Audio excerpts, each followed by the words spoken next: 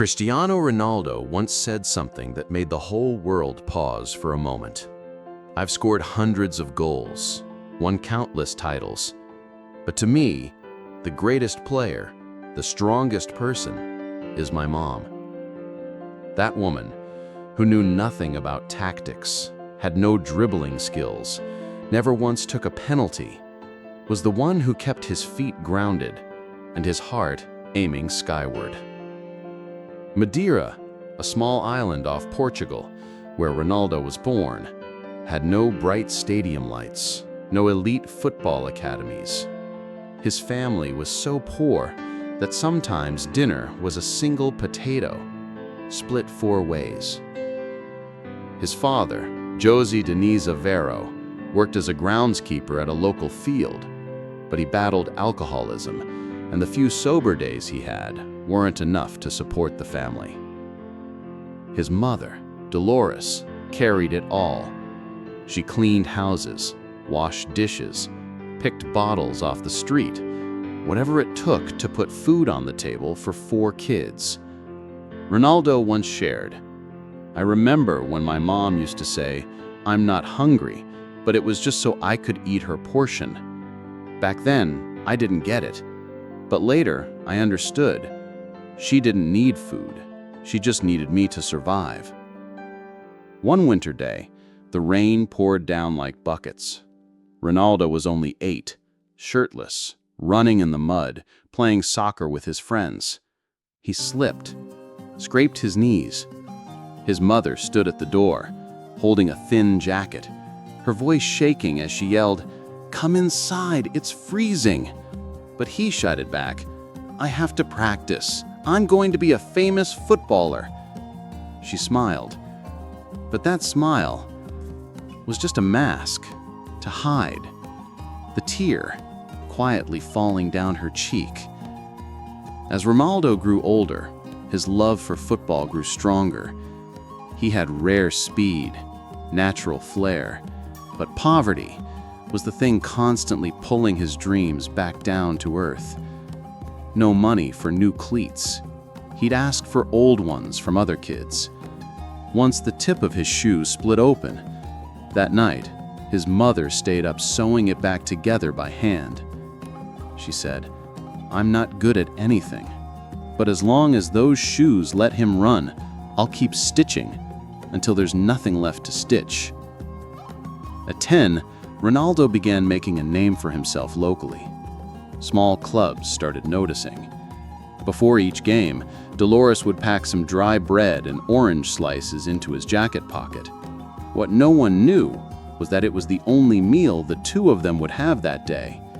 What no one saw was her sitting alone in the rain for 90 minutes just to walk him home afterward.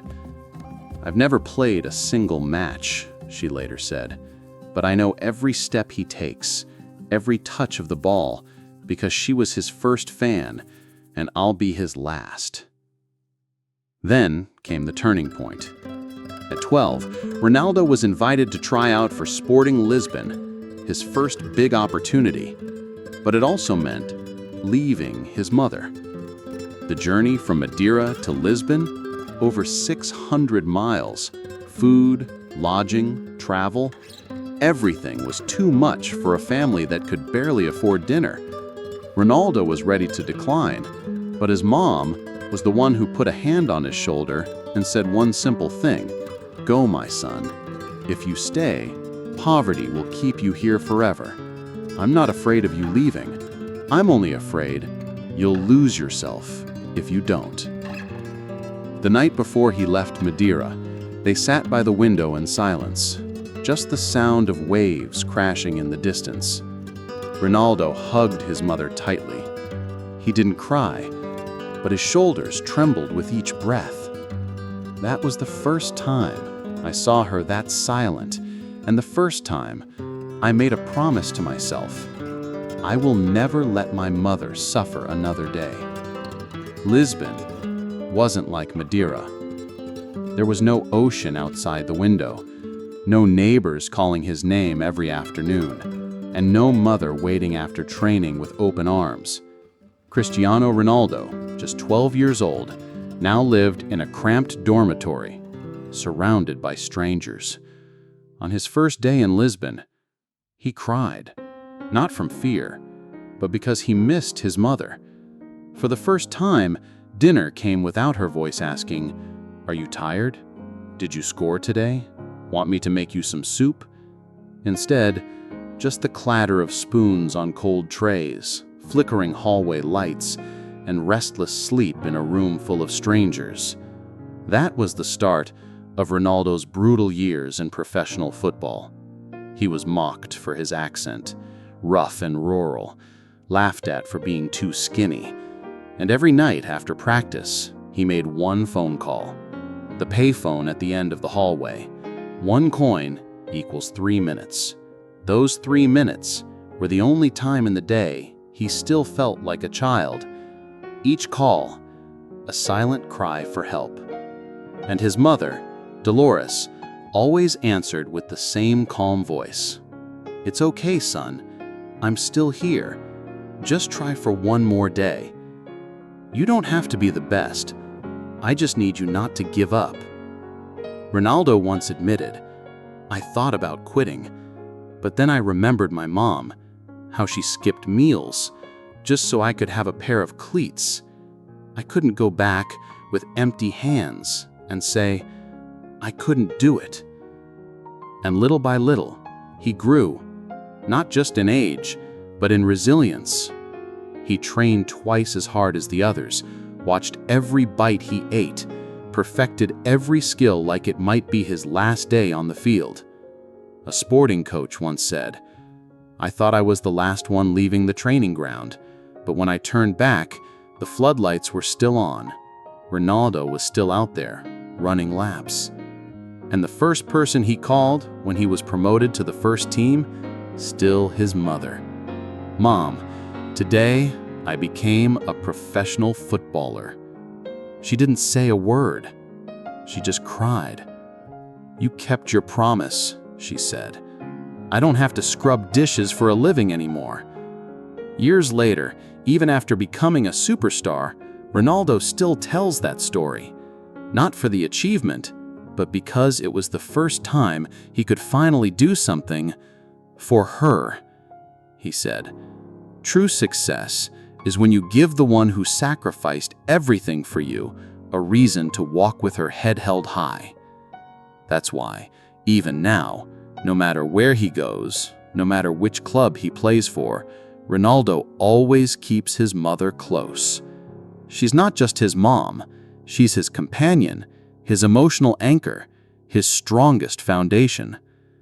"No one in the world loves me unconditionally like my mom, and no one else worries about my meals, my sleep, my bruises, my silences, like she does." Cristiano Ronaldo once said something, "Trophies come and go, records get broken, but my mother, she's the one person I never want to lose." As Ronaldo's career began to rise, his mother started appearing more in the media, but always just a few steps behind him. When he signed with Manchester United, she stood quietly in the corner of the field and nodded. When he won the Ballon d'Or, she wiped away tears with an old handkerchief. When he was crowned the best player in the world, she stood and clapped, then sat down quickly, as if afraid to steal even a second of her son's moment. Ronaldo never forgot that. He built a villa in Madeira just so his mother could live by the ocean, the same sea she once cried beside when she sent him away as a child. He hired her a private doctor, a bodyguard, a personal chef, just to make sure she never had to worry for another day. He said, "I once dreamed of mansions and fancy cars, but now I just dream my mom stays healthy, because if she's gone, I have no one left to share my happiness with." In 2009, when his father passed away, Ronaldo cried once, then stood tall. But in 2019, when his mother had a stroke, he canceled a match and stayed by his mother's hospital bed for 3 days. I was scared. I used to be the kid who had nothing, but I couldn't be a man who had no mom. One of the most powerful moments came at the FIFA Awards in 2017. The host asked him, "Who's the greatest player you've ever known?" Ronaldo didn't hesitate. He stepped away from the microphone, walked into the audience, hugged his mother, and said, "Her, my mom. No one has ever played the game with more heart than she has." The room fell silent, then erupted into thunderous applause.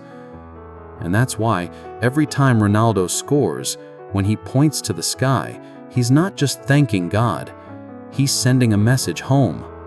"Mom, I'm still playing for you, and I haven't forgotten what I promised at 12 years old. I won't let you cry ever again." Some careers start from passion, but some victories begin with a silent mother, cutting every corner, skipping every meal, and stitching every torn pair of shoes. If you have someone like that in your life, know this: you already hold something far more valuable than any belong to your. Cristiano Ronaldo might be one of the greatest players of all time, but he's never forgotten the greatest hero in his life is his mother. If your mom ever sacrificed for you in silence, drop a comment below. My mom is the greatest player in my heart. And if you can, call her and simply say, "I'm okay. I'm trying my best for you."